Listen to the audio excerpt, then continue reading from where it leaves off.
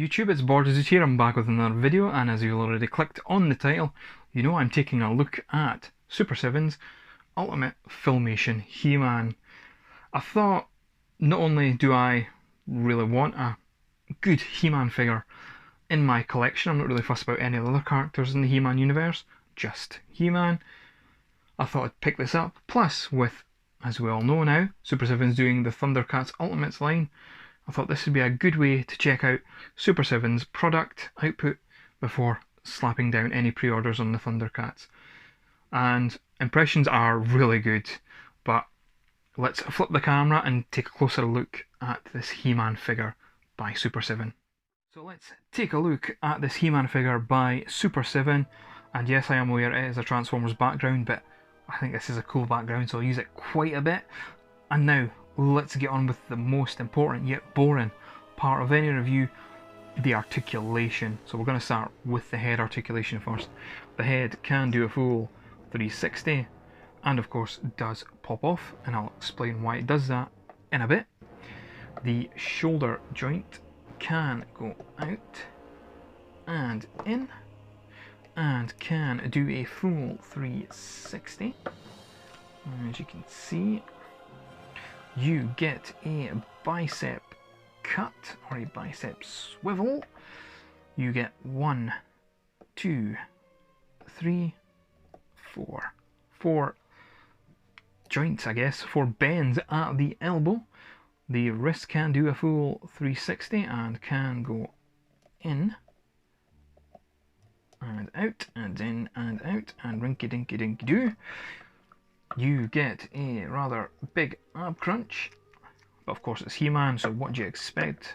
It's abs of steel. You get a waist swivel. When it comes to the legs, you can go for the full Van Damme. Your leg posing going forward and going back is slightly hampered because of He-Man's loincloth. You get at the knee 1, 2, 3 bends. You get boot articulation, and the feet can do this. So yes, when it comes to articulation, you do get maybe not as much as you'd expect these days when it comes to articulation on collector figures, but I think there's definitely enough there for a figure of this bulk and this stature. With this He-Man figure, Super 7 have absolutely nailed that Filmation look. He literally looks like he could jump out the screen and into your hands.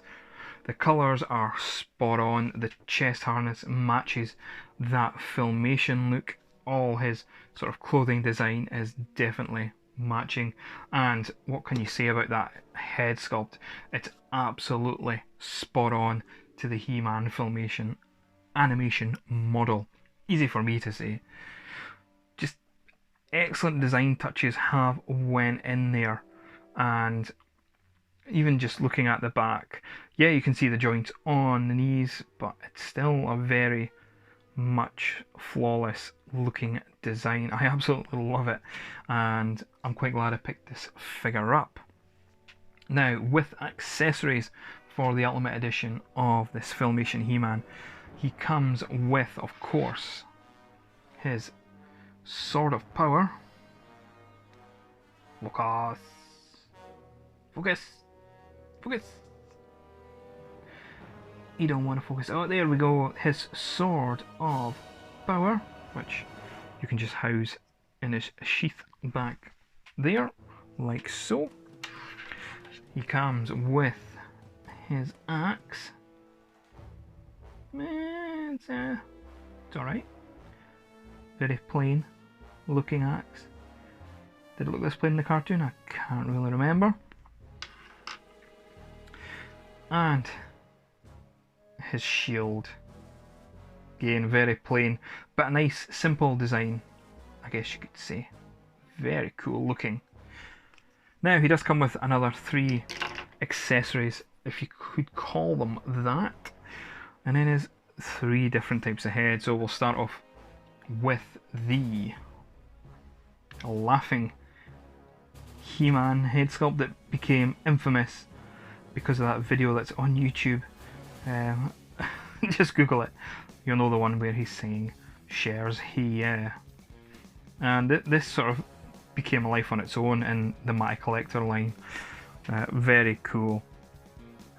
He comes with the faker head. You can see the eyes there have that glowing effect.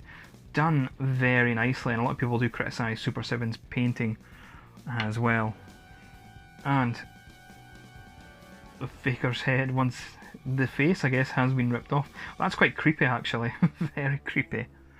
But he can hold all his weapons no problem at all, and thanks to the fact he does come with his sword sheath on the back like he did in the cartoon, he can store them quite nicely.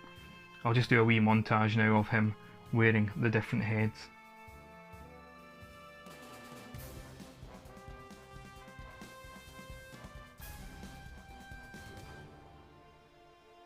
My final thoughts on the He-Man Ultimate Edition by Super 7.